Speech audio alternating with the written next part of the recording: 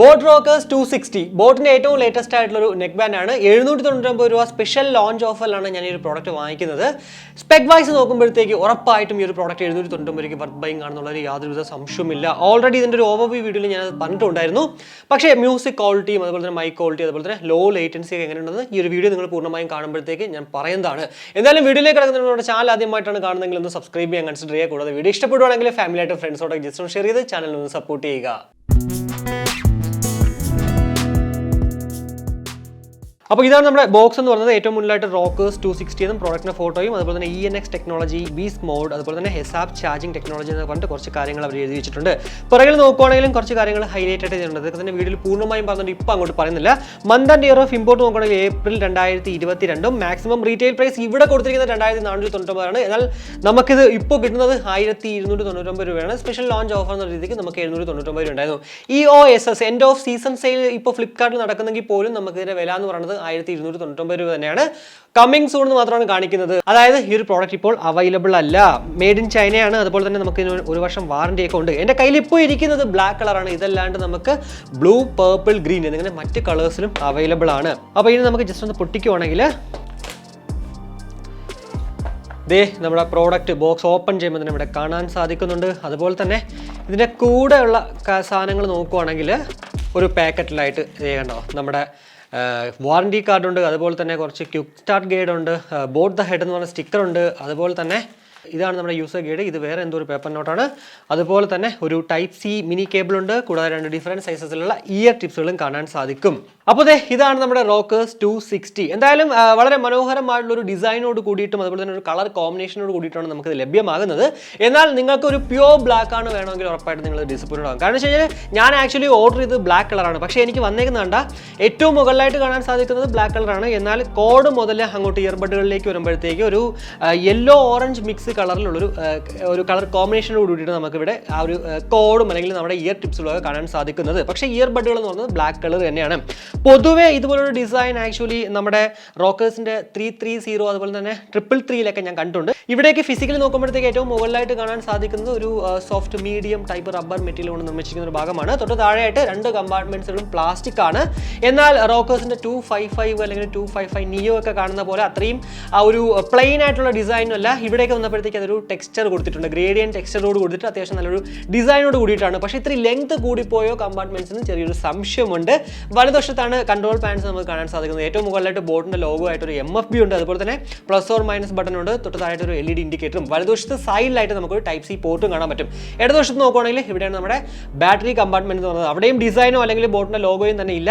ഏറ്റവും പറയിലായിട്ട് എല്ലാം മെൻഷൻ ചെയ്തിട്ട് മാത്രമേ ഉള്ളൂ. അതുപോലെ തന്നെ ഇവിടെ നമ്മുടെ റൈറ്റിൽ നോക്കുകയാണെങ്കിൽ അവിടെയും റൈറ്റ് എന്ന് ഇൻഡിക്കേറ്റ് ചെയ്തിട്ടുണ്ട്. ഇനി താഴേക്ക് വരുമ്പോഴത്തേക്ക് നമ്മുടെ കോഡ് നോക്കുകയാണെങ്കിൽ അത്യാവശ്യം നല്ല ഡിസൈനോട് കൂടിയിട്ടാണ്. പ്ലെയിൻ കോഡിലാട്ടോ ഒരു അവിടെയും ഒരു ടെക്സ്ചർ കൊടുത്തിട്ടുള്ള നമ്മുടെ റിയൽമി ബഡ്സ് വയർലെസ് 2 നിയോ അല്ലെങ്കിൽ ഡിസോയിലൊക്കെ കാണാൻ സാധിക്കുന്ന പോലത്തെ ആ ഒരു ടെക്സ്ചറോട് കൂടിയിട്ടാണ് ഇവിടെ വയേഴ്സും വരുന്നത്. അത്യാവശ്യം നല്ല ക്വാളിറ്റി ഉണ്ടെന്ന് നമുക്ക് പിടിച്ച് നോക്കുമ്പോൾ തന്നെ മനസ്സിലാകുന്നുണ്ട്. ഇനി ഇയർബഡുകളിലേക്ക് വരുവാണെങ്കിൽ ഞാൻ ഇതുപോലൊരു ഡിസൈൻ ആക്ച്വലി എവിടെയും കണ്ടിട്ടില്ല. ഇവിടെ റോക്കേഴ്സിന്റെ ഭാഗത്ത് നിന്ന് ഇനി നിങ്ങൾ എവിടെയെങ്കിലും കണ്ടിട്ടുണ്ടെങ്കിൽ ഉറപ്പായിട്ട് കമന്റായിട്ട് രേഖപ്പെടുത്തുക. ഞാൻ എന്തായാലും ഇത് ആദ്യമായിട്ടാണ് കാണുന്നത്. അതുപോലെ തന്നെ ടിപ്പുകളൊക്കെ എന്ന് പറയുന്നത് ഭയങ്കര ഒരു സ്ട്രോങ് ആയിട്ട് മാഗ്നറ്റിക് പറയാൻ പറ്റത്തില്ല. എന്നാൽ പോലും അത്യാവശ്യം നല്ല ക്വാളിറ്റി അല്ലെങ്കിൽ നമുക്ക് ആ ഒരു സ്ട്രോങ്നെസ് ഇവിടെ ഫീൽ ചെയ്യുന്നുണ്ട്. ഏറ്റവും പറയാനായിട്ട് ബോട്ടിന്റെ ലോഗോ കാണാൻ പറ്റും. അതുപോലെ തന്നെ നമുക്ക് സ്നഗ് ഫിറ്റ്സ് ഉണ്ട്. അത് നിങ്ങൾക്ക് വേണമെങ്കിൽ ഊരി മാറ്റിയിട്ട് യൂസ് ചെയ്യാം, അല്ലെങ്കിൽ ഇത് വെച്ചിട്ട് ഇത് നമ്മൾ വർക്കൗട്ട് ഒക്കെ ചെയ്യാൻ പോകുമ്പോഴത്തേക്ക് ഈ ഒരു സ്നഗ് ഫിറ്റ് നല്ല രീതിക്ക് ഉപകാരപ്രദമാകും. അത് വേറെ കാര്യം. ഇനി ഇവിടെയും നമുക്ക് കാണോ ഇയർ ടിപ്സുകളും ആ ഒരു യെല്ലോ ആൻഡ് ഓറഞ്ച് കോമ്പിനേഷനിലുള്ള ഈ ടിപ്പുകളാണ് കാണാൻ സാധിക്കുന്നത്. 10mm ഡൈനാമിക് ഡ്രൈവേഴ്സോട് കൂടിയിട്ടാണ് ഈ 2 ഇയർബഡുകളും നമുക്ക് ലഭ്യമാകുന്നു എന്നുള്ളതാണ് എടുത്തു പറയേണ്ട മറ്റൊരു കാര്യം എന്ന് പറയുന്നത്. ഇനി ബാറ്ററി സൈഡ് നോക്കുവാണെങ്കിൽ നമുക്ക് 25 hours ആണ് ടോട്ടൽ Playtime കമ്പനി അവകാശപ്പെടുന്നത്. ഈ ഒരു 25 hours എന്ന് പറയുന്നത് 180 mAh നിന്നാണ്. കൂടാതെ 1 മണിക്കൂറാണ് നമുക്ക് 100% ചാർജ് ആകാനായിട്ട്. 5V2A 10 വാട്ട്സിന്റെ അഡാപ്റ്ററാണ് കമ്പനി അവകാശപ്പെടുന്നത്. പിന്നെ ടൈപ്പ് സി പോർട്ട് ആയതുകൊണ്ട് തന്നെ നിങ്ങളൊരു ഫാസ്റ്റ് ചാർജർ ആണെങ്കിൽ പോലും അതിനകത്ത് 5V2A എന്ന് മെൻഷൻ ചെയ്തിട്ടുള്ള ഉറപ്പായിട്ടും ആ ഒരു അഡാപ്റ്റർ വെച്ചിട്ട് നിങ്ങൾക്ക് ഈ ഒരു പ്രോഡക്റ്റ് ചാർജ് ചെയ്യാൻ സാധിക്കുന്നതാണ്. കൂടാതെ ഫാസ്റ്റ് ഫാസ്റ്റ് ചാർജിങ് ടെക്നോളജി ഉള്ളതുകൊണ്ട് തന്നെ ജസ്റ്റ് ഒരു 10 മിനിറ്റ് ചാർജ് കഴിഞ്ഞാൽ 10 മണിക്കൂർ നമുക്ക് ടോട്ടൽ പ്ലേ ടൈം ലഭ്യമാകുന്നതാണ്. അപ്പോൾ ഇനി ഇതിൻ്റെ ഒരു കംഫർട്ടിൻ്റെ കാര്യമൊക്കെ നോക്കുകയാണെങ്കിൽ വളരെ കംഫർട്ടബിൾ ആയിട്ട് എൻ്റെ ചെവിയിൽ അങ്ങോട്ട് ഇരിപ്പുണ്ട്. വേറെ ഒരു പ്രശ്നവും എനിക്ക് അങ്ങോട്ട് ഫീൽ ചെയ്യുന്നില്ല.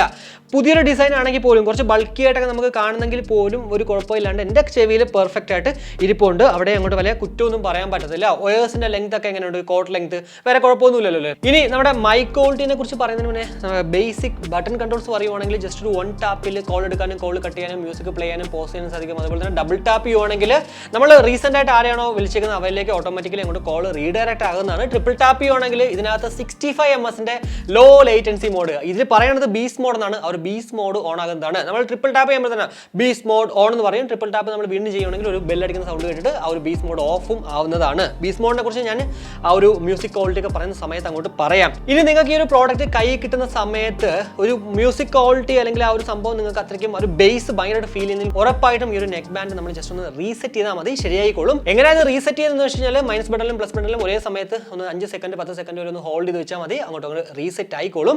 അതിനുശേഷം നിങ്ങൾ പാട്ട് കേൾക്കുകയാണെങ്കിൽ നല്ല പെർഫെക്റ്റ് ആയിട്ട് പാട്ട് കേൾക്കാൻ സാധിക്കുന്നതാണ്. അതുപോലെ തന്നെ ഇതിൽ ഡ്യുവൽ പെയറിംഗ് ഉണ്ട്. അതായത് ഒരേ സമയത്ത് നമുക്ക് 2 പ്രോഡക്റ്റുകളിൽ, അതായത് 2 ഡിവൈസുകളിൽ നമുക്ക് കണക്ട് ചെയ്യാൻ സാധിക്കും.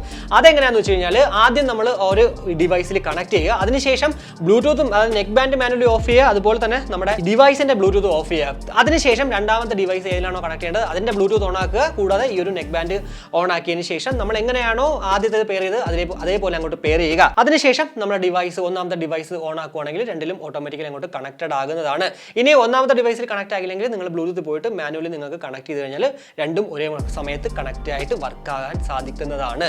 അപ്പോൾ ഇതൊക്കെയാണ് നമുക്ക് ബേസിക് ആയിട്ട് ബട്ടൺ കൺട്രോൾസിലും പറയാൻ പറ്റുന്ന കുറച്ച് കാര്യങ്ങൾ എന്ന് പറഞ്ഞത്. ഇനി നമുക്ക് ഈ ഒരു പ്രോഡക്റ്റിന്റെ മൈക്ക് ക്വാളിറ്റിയിലേക്ക് വരുവാണെങ്കിൽ ഇതിനകത്ത് നമുക്ക് ENX ടെക്നോളജി ഉണ്ട്. അതായത് എൻവയോൺമെന്റൽ നോയിസ് ക്യാൻസലേഷൻ. നമ്മളൊരു ക്രൗഡഡ് ആയിട്ടുള്ള പ്ലേസിൽ പോയിട്ട് സംസാരിക്കുകയാണെങ്കിൽ പോലും ഓപ്പോസിറ്റ് നിൽക്കുന്ന ആൾക്ക് നല്ല പെർഫെക്റ്റ് ആയിട്ട് കേൾക്കാൻ സാധിക്കും എന്നുള്ളൊരു ഉപയോഗത്തിനാണ് ഈ ഒരു ENX ടെക്നോളജി കൊണ്ടുവന്നിരിക്കുന്നത്.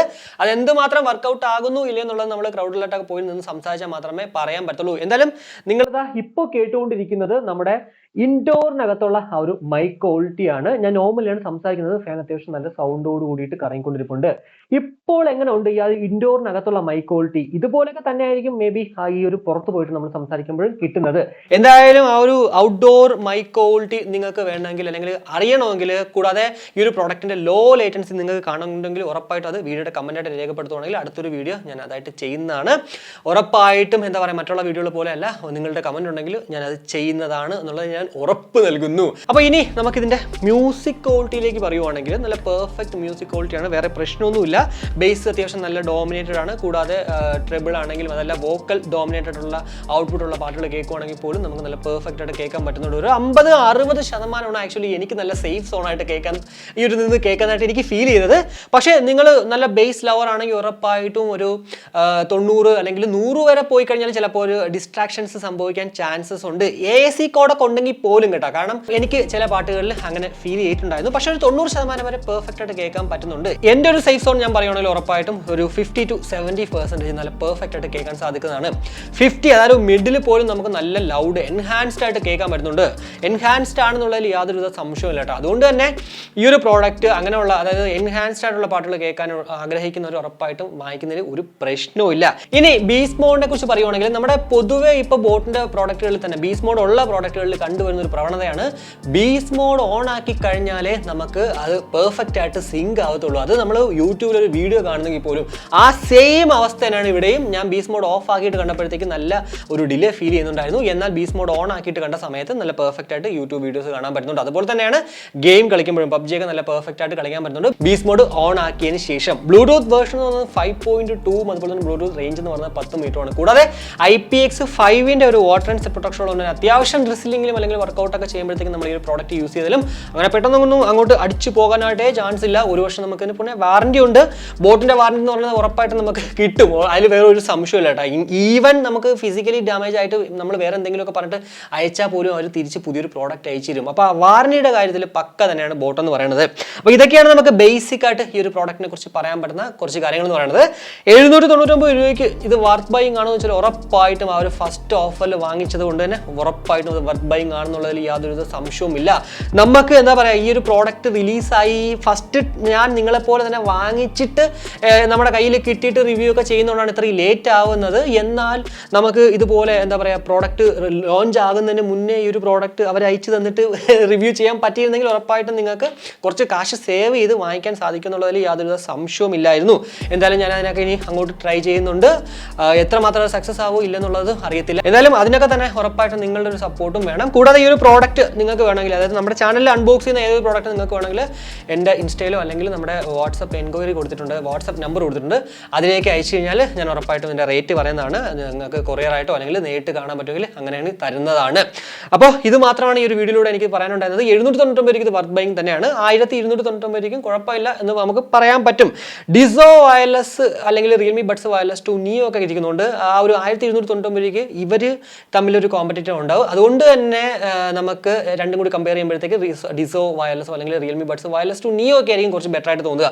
എന്നാൽ 799 രൂപയ്ക്ക് നമുക്ക് ഉറപ്പായിട്ടും വർത്താണെന്നുള്ളതിൽ യാതൊരു സംശയവുമില്ല. അപ്പോൾ ഈ വീഡിയോ ഇഷ്ടപ്പെടുമ്പോൾ നമ്മുടെ ഫാമിലിയായിട്ടും ഫ്രണ്ട്സോടെ ജസ്റ്റ് ഷെയർ ചെയ്യുക. കൂടുതൽ ലൈക്ക് ചെയ്യാനും കമന്റ് ചെയ്യാനും മറക്കണമെങ്കിൽ സബ്സ്ക്രൈബ് ചെയ്തില്ലെങ്കിൽ ഉറപ്പായിട്ടും സബ്സ്ക്രൈബ് ചെയ്യുക. മറ്റൊരു വീഡിയോ കാണുന്നതായിരിക്കും. ബൈ.